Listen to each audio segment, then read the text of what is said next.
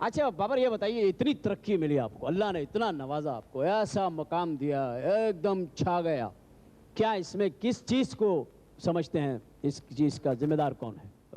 देखिए, जब भी आपने कुछ देर पहले एक लफ्ज़ कहा माँ का, जी हाँ। तो सबसे पहले ऑब्वियसली हर मुसलमान के लिए अल्लाह की ज़ात है, और आज मैं जिस मुकाम पर हूँ वो अपनी माँ की और बाप की दुआओं की वजह से हूँ।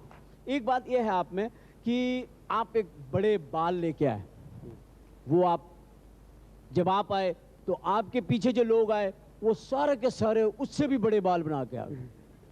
तो कभी कभी ऐसा भी होता था कि कोई ओवर शोल्डर शॉट लेना है, तो इस तरफ मिसाल के तौर पे आप खड़े हैं और सामने रीमा है, तो पता नहीं चल रहा कि किसका ओवर दी शोल्डर शॉट आ रहा है अगर दोनों खड़े। फिर सारे हीरो ने ऐसा करना शुरू कर दिया, ऐसा क्यों हुआ?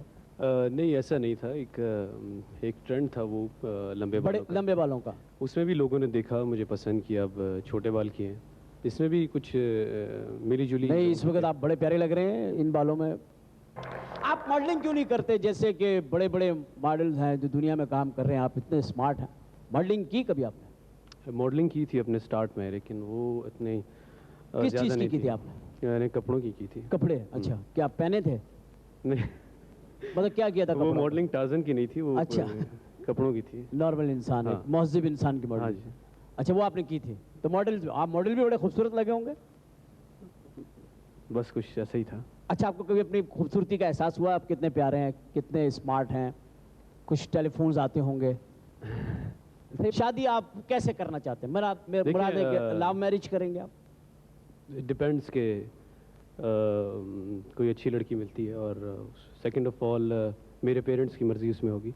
नो डाउट कि मेरी मर्जी होगी उसमें। नहीं, तो अगर पेरेंट्स ने कोई मतलब बड़ी डोमेस्टिक सी लड़की जो बात पे यूं कर लेती है उस टाइप की कोई लड़की पसंद कर ली, तो आप क्या करेंगे? पेरेंट्स से बगावत कर देंगे? नहीं, बगावत तो नहीं करूंगा, लेकिन कायल करूंगा उन्हें। स्कैंडल्स आपके बड़े आए अखबारात में, उसमें कोई सदाकत, कोई हकीकत, क्या बात थी? नहीं, ऐसी बात नहीं है। स्कैंडल्स तो देखे ना, जहाँ भी शोबिस हो, वहाँ स्कैंडल हो जाता है। स्कैंडल बन ही जाते हैं। ये बनते तो हैं, लेकिन इसमें कोई थोड़ी बहुत बात तो होती है। होती भी है, नहीं भी होती। नहीं, नहीं भी नहीं होती, होती है।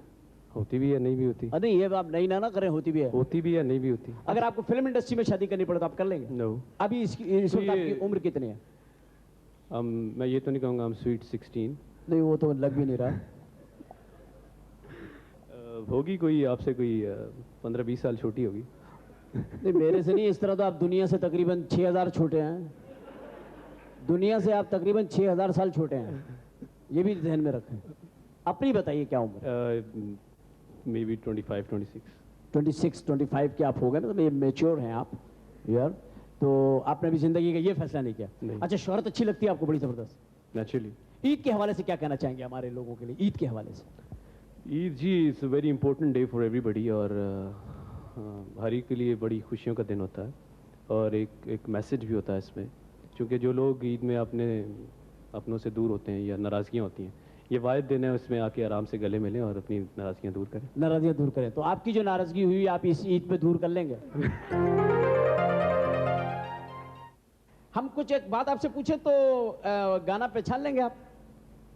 ट्राई करते हैं। हैं जी? ट्राई करते हैं। जब तुम्हें देखता हूं दिन अच्छा नहीं गुजरता भाई। जब तुम्हें देखता हूं दिन अच्छा नहीं गुजरता, बड़ी मुसीबतें सामने करती हैं। 2-3 दफा वैगन के नीचे आते थे बचाओ। तेरा चेहरा देखने के बाद अल्लाह से दुआ करता हूं, या अल्लाह मेरी बीनाई चली जाए। ए मालिक, तूने मुझे क्या दिखा दिया? मैं ऐसी चीजें देखने का आदी तो नहीं था, लेकिन जब मजबूरी है क्योंकि तुम इसी घर में रहती हो, तुम्हें बार बार देखना पड़ता है। देखा जो चेहरा तेरा,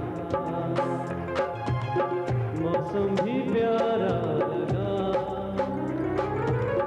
कानों में झुमका तेरे,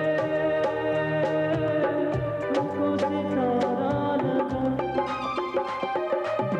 देखा जो चेहरा तेरा,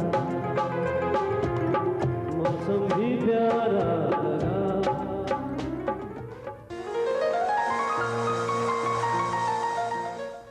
अच्छा, एक बात बताइए, आपका अपना पसंदीदा गाना कौन सा है? वैसे तो बहुत से हमारे सॉन्ग्स हैं जिनकी फरमाइश पे बैठूं तो काफ़ी टाइम लग जाएगा, लेकिन अभी मैंने अपना एक गाना बनाया है। आपने खुद ने? हाँ जी। आपने गाया भी है? जी, मैंने गाया।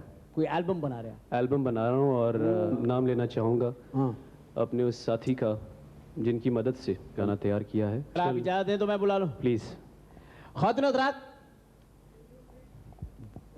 म्यूजिक की दुनिया में यूं तो बेशुमार नाम हैं, मगर जिसको मैं बुलाने लगा हूं उनकी खुशकिस्मती यह है कि वो उस वक्त पाकिस्तान फिल्म इंडस्ट्री में आए जब जरूरत थी किसी अच्छी आवाज की।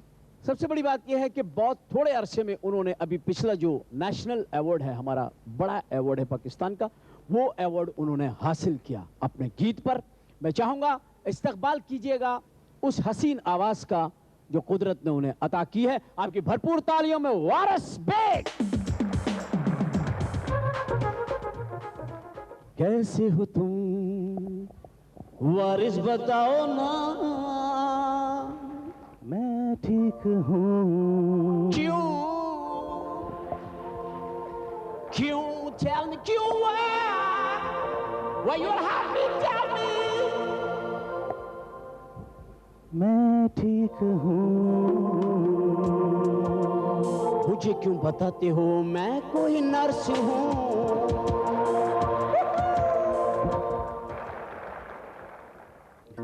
और ये गीत बाबर और वारिस बेग आपकी खिदमत में पेश करेंगे।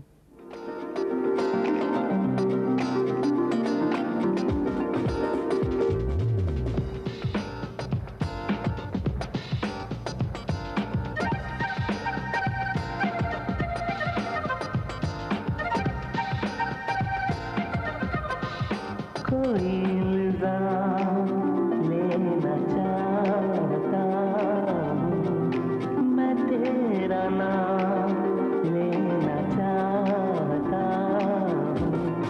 कोई इल्जाम लेना चाहता हूँ, मैं तेरा नाम लेना चाहता हूँ।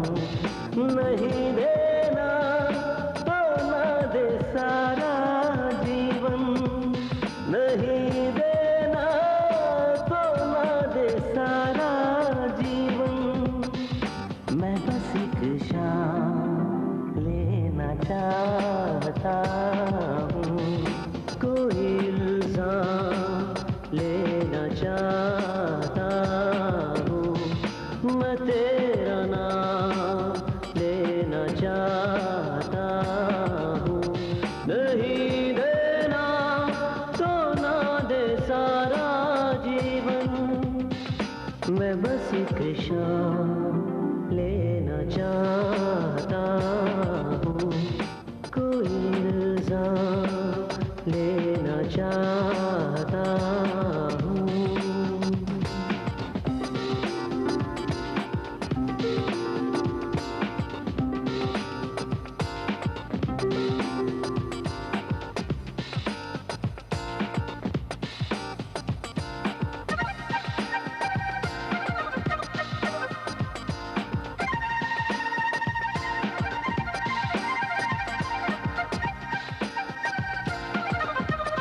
बसर कर तू कहीं भी चांद रातें, कभी सुन ले मेरे भी दिल की बातें। आहा। बसर कर तू कहीं भी चांद रातें, कभी सुन ले मेरे भी दिल की बातें। तेरी आँखों में जो छुपा हुआ है, तेरी आँखों में जो छुपा हुआ है, मैं वो पैगाम लेना चाहता हूँ, कोई इल्जाम लेना चाहता हूँ, मैं तेरा नाम लेना चाहता हूँ।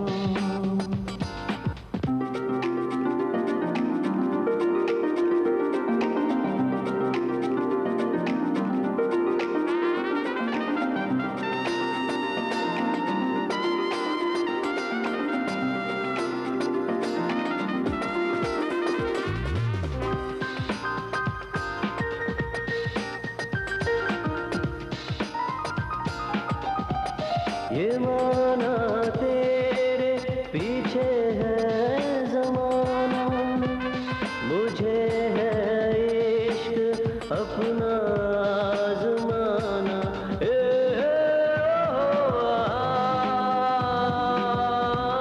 ये माना तेरे पीछे है जमाना मुझे है इश्क अपना आजमाना आज मैं आसमां की गर्दिशों को आज मैं आसमां की गर्दिशों को बाहों में थाम लेना चाहता हूँ कोई इल्जाम लेना चाहता हूँ मैं तेरा नाम लेना चाहता हूँ नहीं देना तो ना दे सारा जीवन मैं बस एक शाम लेना चाहता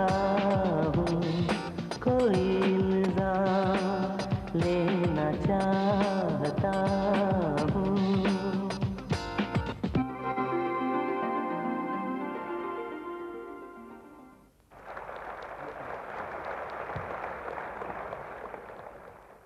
तो फिर जैसा कि आपको पता है कि चैन वन और बायो आमला की तरफ से है, तो वारिस बेग और बाबर अली के लिए हमारे ये मोहब्बत भरे तोहफे।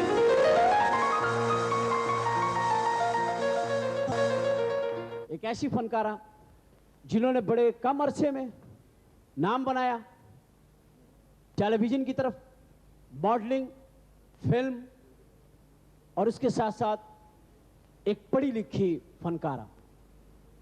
ये भी हादसाती तौर पर आई, तफसील से गुफ्तगू आपके सामने होगी, लेकिन मैं चाहूंगा कि इस फनकारा के लिए मेरे ये रिमार्क्स हैं कि कुछ लोग बड़ा आहिस्ता आहिस्ता चलते हैं लेकिन अपने टारगेट पे ज़रूर पहुंचते हैं, और मुझे इस फनकारा के काम को देखते हुए ये कहना पड़ता है कि एक दिन ये अपने टारगेट पे ज़रूर पहुंचेंगी, आपकी भरपूर तालियों में तशरीफ लाएंगी film star Nirma.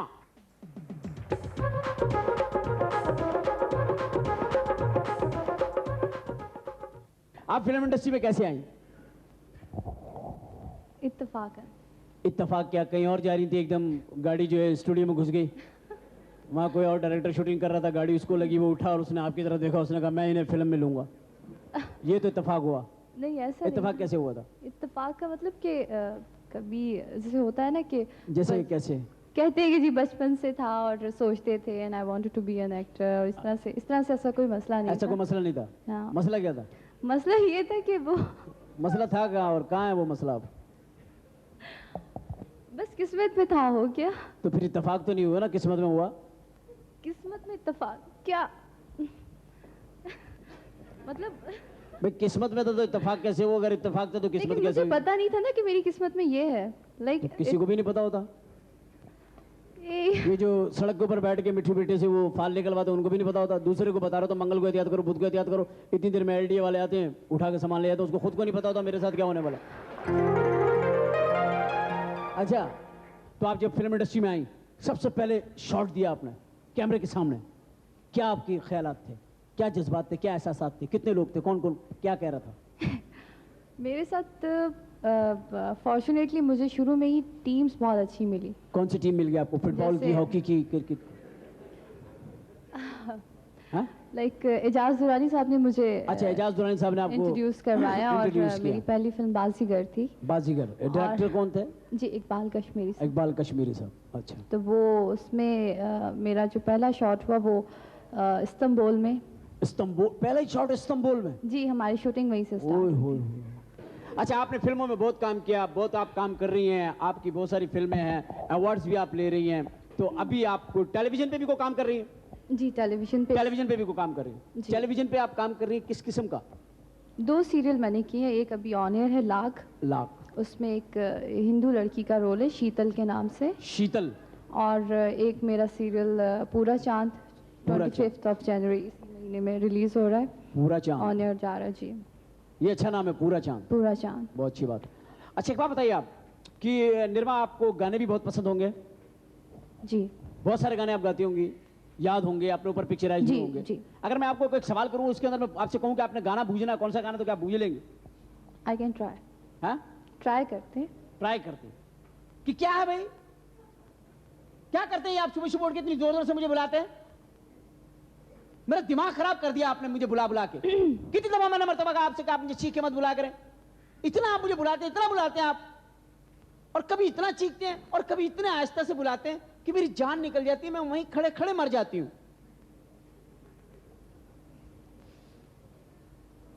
I think जदों हौली जी लैना मेरा नाम है था मर जानिया। एक खूबसूरत सा गीत क्यों ना हम निर्मा से सुनते चलें आज की ईद के हवाले से। निर्मा गीत बहुत सारी मोहब्बत, बहुत सारी प्यार, बहुत सारा हमारी तरफ से खुलूस, और हमारे चैन वन और बायो आमला की तरफ से आपके लिए खूबसूरत तोहफा, जो कि हम आपकी नज़र करेंगे। इस पे रखा हुआ फूल जो है वो हमारे जज्बात की अक्कासी करेगा। ये आपके लिए एक खूबसूरत सा तोहफा है, और ये हैं वो हाथ जो आपसे प्यार करते हैं। आपको ईद की ढेर सारी मुबारकबाद। Thank you very much.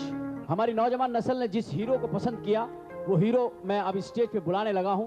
जब वो आए तो स्क्रीन को एक फ्रेशनेस मिली, एक स्क्रीन फ्रेश हुआ, और लोगों ने कहा कि हाँ, ये खूबसूरत चेहरा। अदाकारी उन्हें विरासत में मिली है। खुशकिस्मती ने उनके लिए तरक्की के तमाम रास्ते खोल दिए हैं। पहला ही गाना पाकिस्तान का सुपरहिट गाना, पहली ही फिल्म सुपरहिट फिल्म। आपकी भरपूर तालियों में तशरीफ लाएंगे अरबाज खान।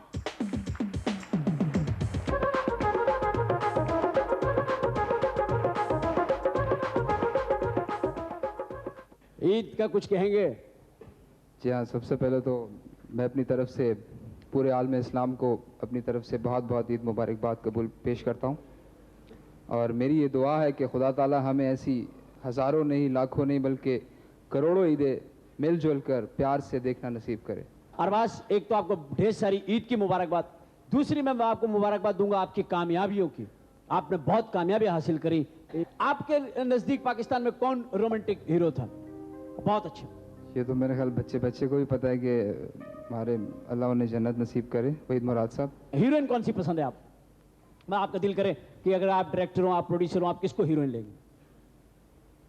पाकिस्तान में? पाकिस्तान में नहीं, इंडोनेशियन।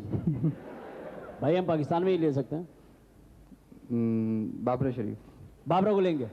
अच्छा, अगर आपको हीरो लेना पड़े अपनी फिल्म में किसी को, तो किसको लेंगे?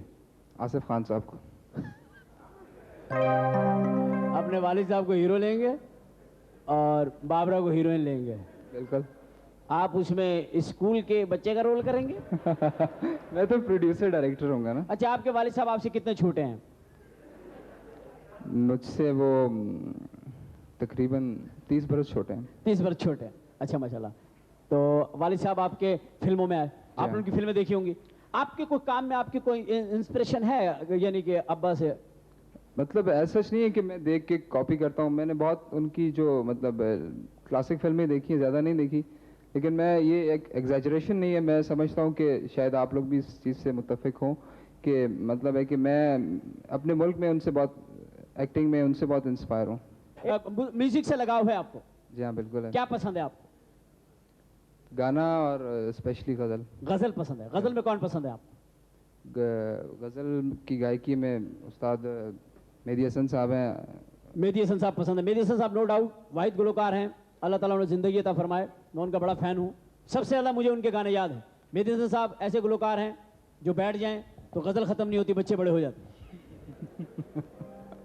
तो एक मिनट बैठिए, आपकी पसंद देखते हैं। अगर मैं आपको बताऊं थोड़ा सा गाने के बारे में, थोड़ा सा गाने के बारे में एक हिंट्स दूं, तो हिंट्स में आप गाना पहचान लेंगे? कोशिश करते हैं। हाँ जी, कोशिश करते हैं। कोशिश करेंगे। तो बताइए। जब मैंने तुझे देखा तो मैं देखता ही रह गया, और जब मैं तुझे देख रहा था तो ज़माना मुझे देख रहा था, और मैं तुझे देखने में इतना खो गया कि मुझे पता ना चला कि क्या वक्त हो गया। खड़े खड़े सुबह से शाम हो गई, मेरे इर्द गिर्द पब्लिक जमा तमाम हो गई। उनको जब मैंने देखा तो मेरी तबीयत हरी हो गई। फिर ये बात पुलिस के थाने में पहुंच गई, और लोगों ने कहा कि ये शख्स जो है ये खड़ा हुआ देख रहा था। और दुनिया के किसी नजारे में ये बात नहीं जो तेरे नजारे में है। जी हाँ, ये नज़ारा पंजाबी गाना आई थिंक। आपको तो वो भी पश्तो लगता होगा। अच्छा, कौन सा गाना है? करम नज़ारा जदों दी तस्वीर दा पैंदा ए भुलेखा मैनू सोहनी तस्वीर दा। करम नज़ारा जदों दी तस्वीर दा पैंदा ए भुलेखा